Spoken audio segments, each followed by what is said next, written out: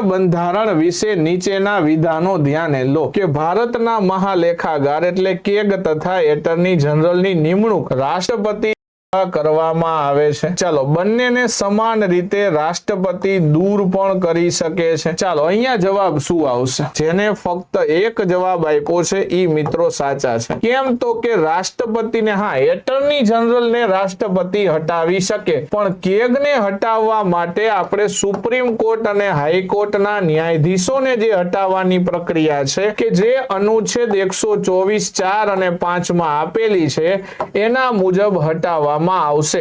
એટલે કે એને સુપ્રીમ કોર્ટ અને હાઈકોર્ટની જેમ હટાવવામાં આવે। એમાં સુપ્રીમ કોર્ટ અને હાઈકોર્ટના જજને જે રીતે હટાવી એ પ્રોસીજરથી એ ગુનેગાર સાબિત થાય પછી રાષ્ટ્રપતિ હટાવે। એટર્ની જનરલની જેમ સીધું હટાવી શકાતું નથી। તો માત્ર એક જવાબ આવે। શું આવે? માત્ર એક। યસ, મહાભિયોગ જેવી પ્રક્રિયા। ચલો ડન। તો એ જેને જવાબ આપ્યો એ બધા સાચા છે।